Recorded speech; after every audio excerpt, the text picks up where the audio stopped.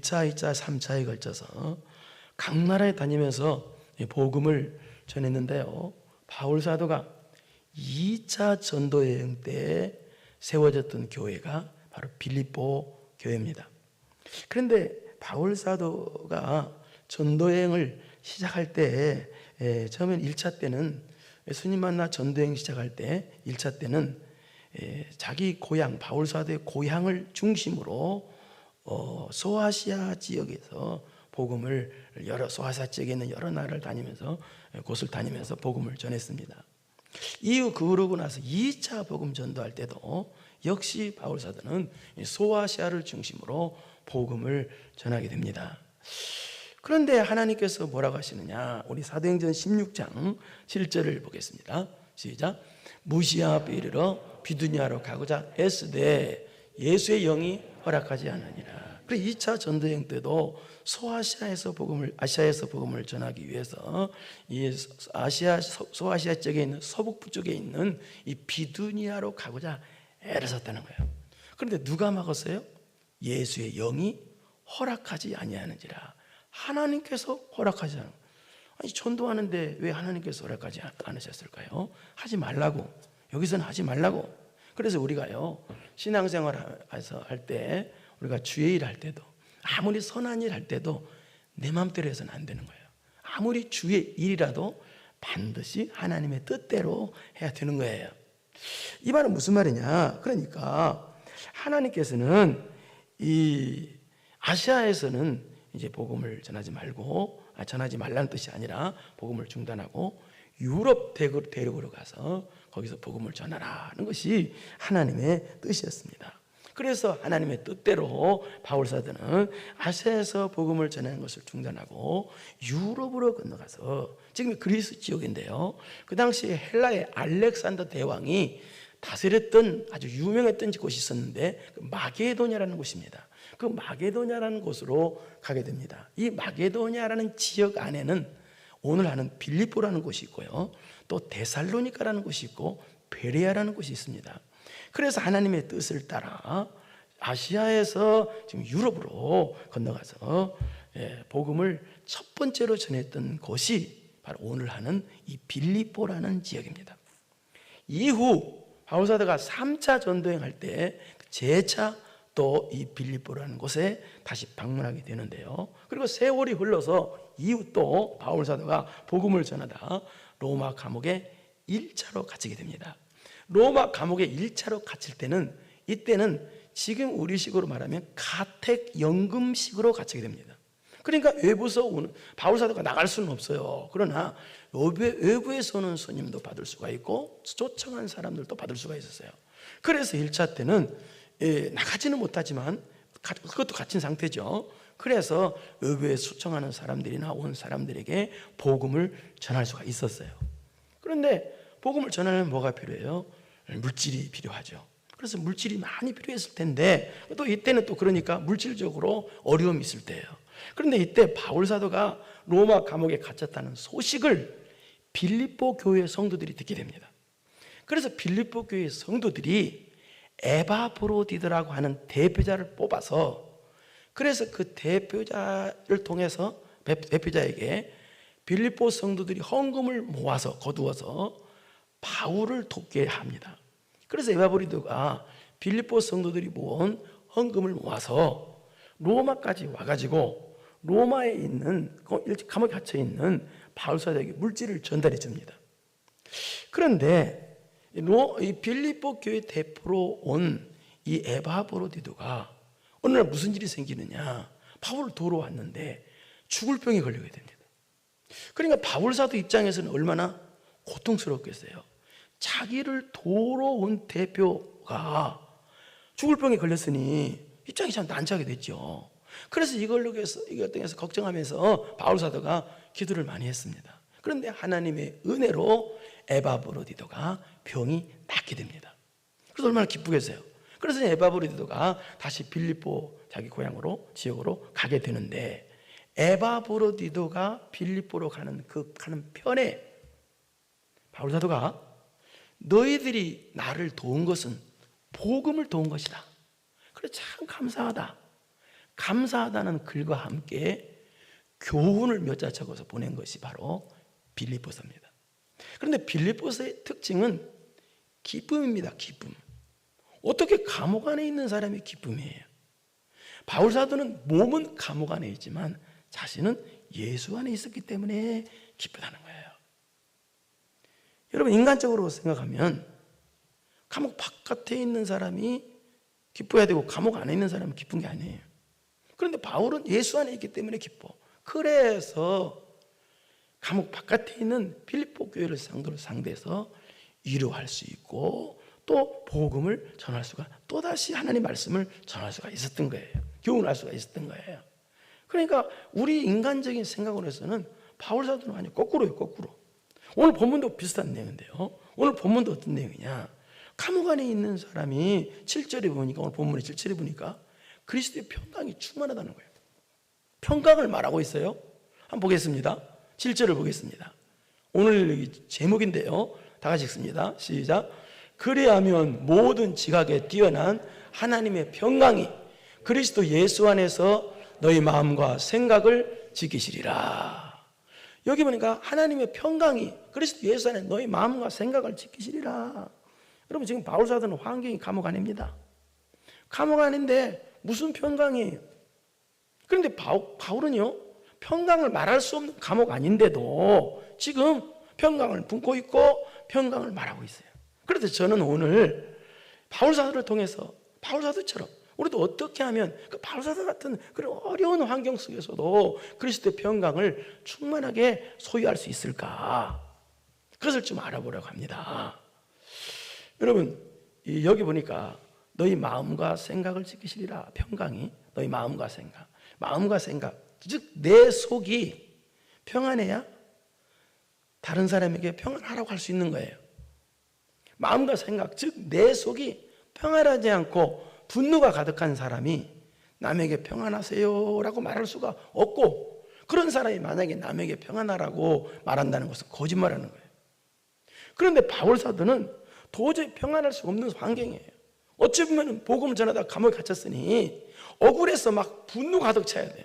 그런데 바울 사도는 전혀 그러지 아니하고 평안이 넘치고 넘쳐서 감옥 바깥에 있는 이 빌립보 교회 성도들로 하여금 너희들 평안해야 된다라고 말하고 있어요.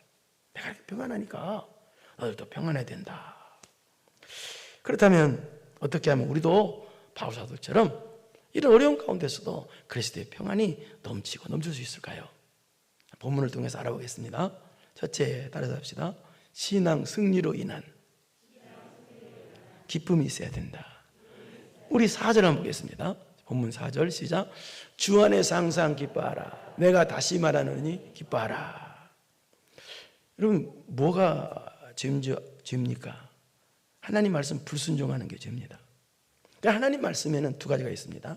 하라는 명령과 하지 말라는 명령이 있어요. 많은 성도들은 하라는 명령에는 순종을 잘합니다. 아니, 하지 말라는 명령, 잘못했습니다. 하지 말라는 명령에, 그러니까 뭐 살인하지 말라, 뭐 살인할 수는 없죠. 도둑질하지 말라, 간음하지 말라, 그거 하지 말라는 명령에 잘 순종해요. 그런데 하라는 명령에 순종을 잘 안 해요. 여러분, 하라는 명령에 순종 안 하는 것도 똑같이 죄입니다. 오늘 본문에 주 안에서 항상 기뻐하라. 내가 다시 말하는 기뻐하라. 여기서 주 안에서 항상 기뻐하라, 내가 다시 말하는 기뻐하라, 이 말은 바울 사도가 지금 기뻐하라는 명령을 단호하게 명령하고 있다는 거예요. 단호하게. 이거 안 하면 안 된다. 반드시 해야 된다. 그런데 여기 주 안에서 항상 기뻐하라. 주 안에서 항상 기뻐하라. 이 말은 무슨 말이냐? 주님 때문에 기뻐하라는 뜻이에요. 주님 때문에 기뻐하라면, 그럼 주님 때문에 여러분 기쁩니까? 안 기뻐요? 주님 때문에 기뻐야죠. 주님 때문에 기뻐야죠. 많이. 근데 주님 때문에 말 그대로 잘 안 기쁘잖아요. 왜 그래요? 그래서 여기서 기뻐하라는 명령형으로 계속된 건 무슨 뜻이냐? 이 뜻이에요. 여러분, 주님 때문에 주님을 사랑하라는 뜻이에요. 주님을 사랑하면 뭐가 돼요? 여러분, 식구를 사랑하면 식구를 해서 헌신하고 희생해도 힘이 안 드는 거예요. 승리가 되는 거예요. 똑같은 거예요. 예수님을 사랑하면 뭐예요? 주님 때문에, 예수님 때문에 뭐예요? 신앙 승리할 수가 있는 거예요. 그래서 주 안에서 항상 기뻐하라, 이 말은 무슨 말이냐면 주님을 사랑하는 것 때문에 신앙 승리가 되어진단 말이에요. 그래서 신앙 승리 때문에 기뻐하라는 뜻이에요. 주님을 사랑하면 신앙 승리가 돼요. 자, 주님을 사랑하는 뭔가? 바울사도는 뭔가? 한번 보겠습니다. 우리 2장 17절을 한번 보겠습니다. 시작. 만일 너희 믿음의 재물과 섬김 위에 내가 나를 전제로 드릴지라도 나는 기뻐하고 너희 무리 함께 기뻐하리니. 지금 바울이 주 안에서 항상 기뻐하라, 이 명령을 할 때는요, 바울은 지금요 미결수 상태입니다. 미결수 상태. 재판이 아직 진행 중이에요. 재판이 아직 일어나지도 않았어요. 갇혀만 있는 거예요. 미결 상태로. 그러니까 바울이 지금 사형을 당할지, 또 10년 감옥형을 받을지, 아니면 무죄 석방당할지 복잡할 때요. 어떻게 보면 기쁨이란 건 가질 수 없는 정말 복잡한 때가 있대요, 인간적으로. 그런데 기뻐하라고 단호히 명령하고 있어요. 꼭 해야 된다는 거예요. 근데 이게 무슨 말이냐? 근데 2장 17절에 보니까 여기서 답을 주는 거예요. 바울은 왜 기뻐하라고 그랬어요? 너희 믿음의 재물과 섬김에 내가 나를 전제로 드릴지라도, 여기 전제로 드린다는 제사 드릴 때 마지막으로 포도주를 붓는 것인데 이것은 죽음을 뜻해요. 내가 죽어도 그런 뜻이에요. 그러나 내가 주님 때문에 순교해도 자신은 기쁘다는 거예요. 무슨 얘기입니까? 자신은 주님을 사랑하는 거예요. 주님을 사랑하는 것 때문에 주님에서 죽는 거, 그런 은혜 있도록 나는 기쁘다. 이건 뭐예요? 주님을 위해서 죽을 수 있다는 건 무슨 말입니까? 바로 신앙 승리 아닙니까? 여러분, 예수님을 위해서 죽을 수 있는 것, 순교할 수 있는 것은 최고의 신앙 승리 아니겠습니까?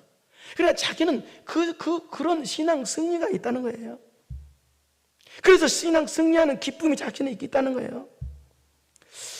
여러분, 세상적으로 기뻐할 조건이 여러분 있습니까? 인생을 살다 보면 기뻐할 일들이 많아요, 슬퍼할 일들이 많아요. 나라를 봐도, 가정을 봐도, 나를 봐도 기뻐할 제목이란 도저히 없을 때가 굉장히 많아요. 그렇기 때문에 주 안에서 기뻐하라는 거예요. 우리 4절을 보겠습니다. 그렇기 때문에 무슨 환경 때문에 돈 안에서 기뻐하라, 명예 안에서 기뻐하라가 아니라 주 안에서, 주님 때문에 주님을 사랑하라는 거예요. 주님을 사랑하고 가만히 있으면 안 되잖아요. 주님을 사랑함으로 인해서 신앙 승리를 하라는 거예요. 여러분이 신앙 승리하는 거, 여러분이 의무라는 거예요. 신앙 승리할 의무를 가지고 신앙 승리해보라는 거예요. 그러면 기쁨이 있나 없나? 기쁨이 넘친다는 거예요. 그 기쁨을 가지라는 겁니다. 내가 그 기쁨을 갖고 있다는 거예요, 지금 바울 사도가. 그러니까 너희들 그 기쁨을 가지고 기뻐하라는 것입니다. 네? 그래서 이 빌립보서에서는요, 기뻐하라는 명령이 18번이나 나와요. 기뻐하라는 말이 엄청나게 많이 나오죠. 그리고 여기 기뻐하라는 뜻은요, 항상 기뻐하라죠. 여기는 어느 순간만 기뻐하라는 것이 아니라 날마다 항상 기뻐하라는 거예요. 육적인 조건 때문에 기뻐하라는 거예요. 육적인 환경 때문에, 육적인 어떤 결과 때문에 기뻐하라는 것이 아니라 주님 때문에 항상 기뻐하라는 거예요. 그 주님 때문에 항상 기뻐하라, 명령형이에요. 그럼 주님을 사랑해야 돼요. 주님 때문에 기뻐하라? 잘 안 돼요. 주님 때문에 기쁨이 잘 안 된다고요. 돈 때문에는 기쁨이 되죠. 명예 때문에는 기쁨이 되고요. 그러나 성도는 그렇게 그 기쁨을 가지면 안 돼요. 우리는 주님 때문에 기뻐해야 돼요. 그 주님 때문에 기쁜 게 뭐냐? 바로 그게 신앙 승, 주님을 사랑하라는 거예요. 주님을 사랑하는 것 때문에. 그리고 주님을 사랑하니까 신앙 승리가 돼요. 사랑하니까, 내가 주님을 사랑하니까, 마음을 다하고 뜻을 다하고 목숨을 다하고 주님을 사랑하니까 신앙 승리가 돼. 여러분, 주님을 사랑함이 없으면, 그래서 왜 맨 처음에 주님을 사랑하라는 말이 나오냐? 주님을 사랑함이 없으면요, 여러분, 예배 자체가 힘들어지는 거예요. 신앙 승리 자체가 안 돼요. 그래서 사랑이 필요한 거예요. 그래서 하는 말이, 내가 다시 말하노니 기뻐하라. 내가 다시 말하노니 기뻐하라. 이 말은 무슨 말이냐? 우리가 신앙생활 하다 보면은, 사랑을 가지고 신앙생활 하다 보면은 어느 순간인가 주일을 하는데 기쁨이 없어졌어. 기쁨을 잃어볼 때가 있어. 교회 신앙생활 하는데 기쁨을 잃어볼 때, 기쁨을 가지고 해야 되는데 기쁨을 잃어볼 때가 있단 말이죠. 그때 내가 다시 말하는 기뻐하라. 이 말은 무슨 말이냐? 그때 찾아보라는 얘기입니다. 내 예배 드리는데 기쁨이 없지? 왜 내가 주일 하는데 기쁨이 없지? 그 원인을, 내가 어떤 죄를 지었는가? 그래서 기쁨을 찾은 다음에 일하든지 말든지 하라는 뜻이에요. 그러니까 반드시 기쁨을 찾아서 하라는 얘기예요. 그러니까 무슨 얘기예요? 바로 내가 주님을 사랑하는 것 때문에, 주님 때문에 이 신앙 승리 못하면 안 된다는 겁니다. 자, 부원 설명을 또 하겠습니다. 요한복음 15장 7절을 보겠습니다. 시작. 내가 이것을 너희에게 이름은 내 기쁨이 너희 안에 있어 너희 기쁨을 충만하게 하려 함이라. 이거 예수님께서 하신 말씀인데요, 이 말은 무슨 말이냐? 내가 하나님 말씀 순종하는데 승리해보니 하나님의 사랑이 체험되어지더라. 그래서 하나님의 사랑이 내 마음에 충만하게 체험되어지니까 내가 기쁨이 충만해지더라, 그 뜻이에요. 그러니까 이 말은 무슨 말이냐? 너희들도 나처럼, 그러니까 예수님처럼 하나님 말씀에 순종해서, 그래서 하나님의 사랑을 체험해서 기쁨이 충만해져라 라는 뜻이 11절 뜻이에요. 그러니까 오늘 본문의 4절에 주 안에서 항상 기뻐하라, 이 말을 여기다 연결을 시켜보세요. 방금 전에 설명했던 말이 맞죠. 주님 때문에, 주님을 사랑하는 것 때문에. 주님을 사랑하면 뭐가 되어야 돼요? 신앙 승리가 되어져요. 신앙 실패하면요 기쁨이 없어요. 여러분, 승리할 때, 뭐든지 운동선수도 이길 때 기쁘잖아요. 우리 88 올림픽 때 우리가 이기니까 기쁘잖아요. 져봐요, 지는데 뭐가 기쁘겠어요? 신앙 승리도 마찬가지. 여러분, 영적인 기쁨도 여러분이 신앙 승리할 때 기쁨이 오는 거예요. 그래서 예수님을 사랑해서, 예수님을 사랑하면 신앙 승리하게 돼 있어요. 이게 주 안에서 항상 기뻐라. 그러니까 항상 신앙 승리하는 그 신앙 승리하는 것 때문에 오는 기쁨, 그 기쁨을 항상 가지라 그 말이에요. 이런 신앙 승리로 인한 기쁨을 가질 때 내 마음과 생각 속에 예수 그리스도의 평강이 넘쳐나게 된다는 뜻입니다. 그 다음 두 번째는 하나님의 평강이 내게 있으려면 어떻게 되느냐? 우리 5절을 보겠습니다. 5절 시작. 너희 관용을 모든 사람에게 알게 하라. 주께서 가까우는 관용을 품어야 된다는 거예요. 관용. 여기 관용은 무슨 말이냐? 너그러움, 그 다음에 용서하는 마음, 그 다음에 관용함, 순수하고 온순한 그런 뜻입니다. 쉽게 말해서 용서하는 마음을 뜻해요. 또 하나는 또 무슨 뜻이냐? 어떤 어려움이 와도 참고, 너그럽게 참고, 평정한 마음이, 평안한 마음으로 평정심을 유지하는 거. 그러니까 인내하는 마음이에요. 그러니까 어려움이 있어도 믿음으로 평정심을 유지해. 그런 마음을 관용이라고 그래요. 그러니까 한마디 말해서 여기서 말하는 관용은 너그러운 마음, 용서하는 마음, 받아들이는 마음이에요. 어떤 사람이라도 받아들여. 그런데 모든 사람에게 알게 하라. 너의 관용을 모든 사람에게 알게 하라, 이 말은 보여주라는 뜻입니다. 아, 저 집사님은 가기만 가면 용서해 줄 뿐이야. 저 집사님한테 가면은 무슨 말을 해도 저 집사님은 다 받아주시는 분이야. 그런 사람이 되라는 뜻이에요. 그런 관용을 품으라는 거예요. 이게 무슨 말일까요? 여러분, 창세기에 보면은 요셉이라는 분이 나옵니다. 요셉은 창세기 39장에 보면은 무슨 말이 나오냐?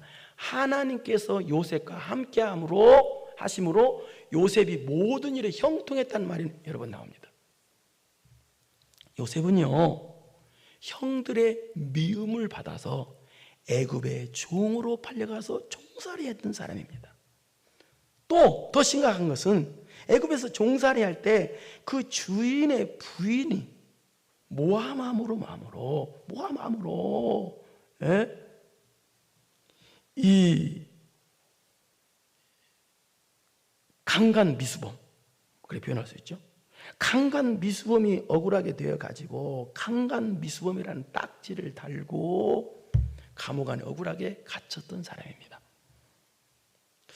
그럼 이때 요셉이 만약에 처음에 애굽의 종으로 갔을 때, 형들이 팔려서 애굽의 종으로 팔려갔을 때, 그때 보디발의 집에 있을 때 형들을 미워하고 원망하는 마음을 품었다고 봅시다. 만약에 그러면 요셉이 형통했겠어요? 그리고 그때 주인 보디발이 뭘 봤냐면 요셉이 하나님과 함께 하심을 봤어요. 보디발이 요셉이 하나님과 함께 하심을 봤겠어요? 그리고 또 주인 부인으로부터 모함을 당해서 강간 미수범이라는 딱지를 달고 감옥 안에 갇혔어요. 그러면 감옥 안에 갇혔을 때 요셉이 억울해서 막 이를 부두둑부둑 하면서 두고 보자, 이 나쁜 여자 억울하다 그랬을까요? 그렇다고 생각하세요? 아니에요.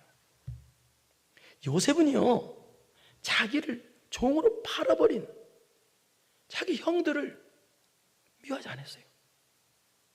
또 억울하게 자기를 강간범으로 억울하게 자기를 감옥에 갇히게 만들었던 이 보디발의 아내에 대해서도 요셉은요, 그리스도의 관용을 품었던 거예요. 그렇기 때문에 종살이 하면서도 요셉은요, 최선을 다해 일할 수가 있었던 거예요. 감옥 안에서도 요셉은 최선을 다해서 일했어요. 여러분, 최선을 다해서 지혜를 알 수 있는 것은요, 분노로 부는 1초도 못하는 거예요.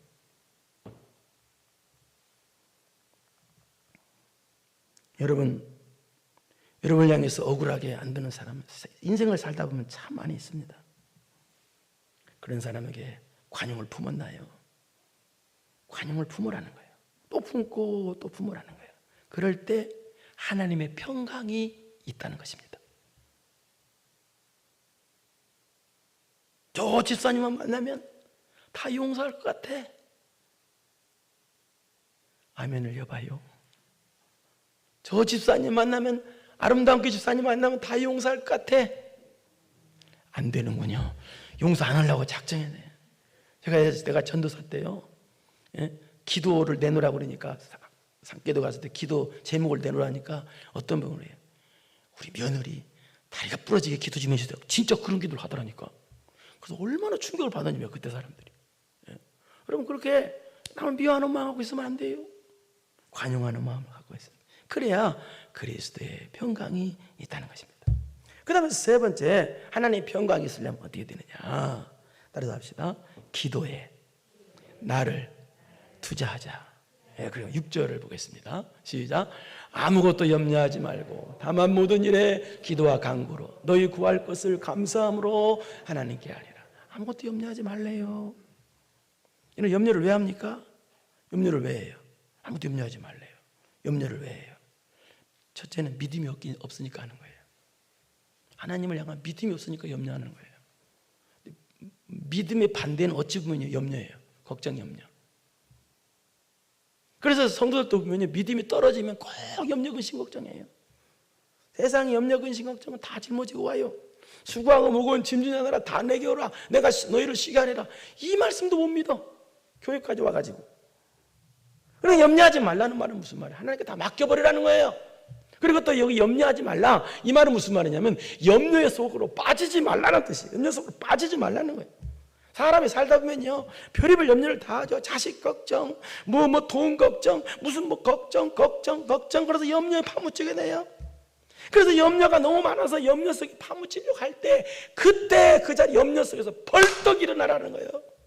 벌떡 일어나서 염려하지 말고 벌떡 일어나서 모든 일에 기도와 간구로 너희를 구하여서 감사하는 하나님께 하리라. 무슨 얘기요? 기도하라는 거예요. 염려할 시간이 있으면 일어나 기도하라는 거예요. 기도하는데 기도와 간구로, 이 말은 무슨 말이냐? 개인 기도도 열심히 하고, 간구, 이 말은 여기서 간구라는 말은 여럿이 함께 모여서 같이 일심으로 함께 통성으로 같이 간절히 기도하라는 뜻입니다. 그런데 어떻게 기도하래? 너희 구할 것을 감사함으로 하나님께 아니라, 감사함으로는 무슨 말이에요? 하나님 내 염려거리를 하나님께서 해결해 줄 줄 믿습니다. 내 걱정거리를 하나님께서 선하신 뜻으로 하나님께서 해결해 줄 줄 믿습니다. 믿음으로 기도하라는 뜻입니다. 그냥 그 말이에요. 염려할 시간이 있으면 기도해야 된다고 말입니다. 그렇게 하나님께서 내 염려를 해결해 줄 믿으란 얘기예요. 내 걱정거리를 하나님께서 해결할 줄 믿고 하나님이 해결할 줄 믿습니다 하고 믿음으로 간구하는 얘기입니다. 그러니까 6절의 뜻은 무슨 말이냐? 기도를 안 하기 때문에, 하나님께 나와 엎드리지 않기 때문에 자꾸 염려한다는 뜻이에요. 그래서 6절의 뜻은 그러니까 기도에 시간을 많이 투자하라는 뜻입니다. 그래 염려하지 않는다는 뜻이에요. 그러면 우리 7절을 보겠습니다. 7절 시작. 그리하면 모든 지각에 뛰어난 하나님의 평강이 그리스도 예수 안에서 너희 마음과 생각을 지키시리라. 그리하면, 지금까지 말한 그리하면, 첫째 뭐예요? 예수님을 사랑하는 것 때문에 신앙생활이 돼야 돼. 어떤 어려움이 온다 할지라도 예수님 사랑하는 것 때문에. 여러분, 사랑하면 어려움을 이기게 되어 있습니다. 안 사랑하면 어려움이 없어도 못 이겨요. 그러나 사랑하면 어려움을 이기게 되는 거예요. 예수님을 사랑하니까 주님 때문에 희생하고 섬기는 것이 기뻐. 열심히 할 그 신앙 승리가 되어야 돼. 그러니까 주님을 사랑하는 것으로 인한 신앙 승리 때문에 기쁨을 가지면, 이게 그리하면 뜻이에요. 그런 신앙 승리의 기쁨을 가지면. 또 두 번째는 뭐예요? 관용. 남을 너그러 용서하고 그런 관용하는 마음, 용서하는 마음을 가지면. 그리하면 그죠. 세 번째는 뭐예요? 염려하지 말고 기도 승리하면, 기도에 나를 투자하면, 그리하면, 이거 그 말입니다. 모든 지각이 되는 하나님의 평강이 예수 그리스도를 통해서 너희 마음과 생각을 지키다 평안이 넘치도록 하나님께 주신다는 거예요. 하나님께서 주시는 평안, 하나님께서 주시는 평강이 여러분 심령이 넘치게 된다 그 말입니다. 여러분, 평안에는요 두 가지가 있습니다. 첫째는 평안이 뭐냐면 아무 일도 안 생길 때, 내가 원하는 대로 될 때, 그걸 가리켜 육적인 평안이라고 그래요. 그 세상에서 말하는 평안이에요. 그것은 아무런 힘도 없는 평안이고 가치가 별로 없는 평안이에요. 왜? 어려운 걸 당하면 평안이 금방 없어지잖아요. 그러나 하나님께서 주신 평안은 하나님께서 주신 평안이기 때문에 모든 것을 승리하는 위대한 평안이에요. 샬롬이라는 말이 평안이라는 말입니다. 평안. 예루살렘, 그것도 평안의 곳. 예? 이게 평안이라는 말이에요. 그래서 유대인들이 인사할 때 샬롬, 평안하뇨. 예수님도 평안이에요. 평안. 여기 평안은요 어려움을 이기는 평안이에요. 어려움이 있거나 상관없이 계속 평안한 거예요. 그 어떤 사람이 바로 기도 승리, 관용 승리, 뭐요? 신앙 승리, 관용 승리, 기도 승리하는 이 세 가지 승리하는 사람. 오늘 세 가지 했죠. 이 세 가지 승리하는 사람에게 하나님께서 주시는 위대한 이 평안을 주신다 그 말입니다. 그냥 육적인 거 아무것도 안 생겨. 내가 하는 대로 잘만 돼. 그런 평안 말고 아무리 힘도 없는 평안이야. 그 평안은 뭐 조금만 어려우면 없어져 버리잖아요. 육적인 평안. 물론 그런 평안도 있어야 되겠습니다만, 그러나 그 평안은 하나님께서 주시는 평안에 비하면 아무것도 아니라는 얘기입니다. 그래서 성도는요 하나님께서 주시는 위대한 평안이 있어야 합니다. 평안이. 그래서 항상 평화로다 하늘 위에서 내려오네. 그 사랑의 물결이 내 영혼에 극히 넘쳐남은 평강이. 여러분, 하나님이 살아계시기 때문에 이렇게 표현하면 좀 그렇지만 평안도 살아있습니다. 이렇게 표현하면 그렇다고 그랬어요? 평안도 살아요. 이 말은 반드시 하나님께 주신 평안이 있어요. 감옥 안에서도 평안한 거예요. 죽을 정도로 어려운 가운데서도 평안한 거예요. 내가 이렇게 평안하지? 내가 이렇게 기쁘지? 하나님 주시는 평안. 내가 이렇게 행복하지? 하나님께 주시는 평안. 모든 걸 다 이기는 거예요. 이런 평안은 언제 온다고요? 네? 신앙 승리. 그 다음에 관용 승리. 그 다음에 뭐야? 기도 승리. 이 세 가지 승리에서 위대한 평안의 주인공들 다 되기를 축원합니다. 걸어가시고 내려오시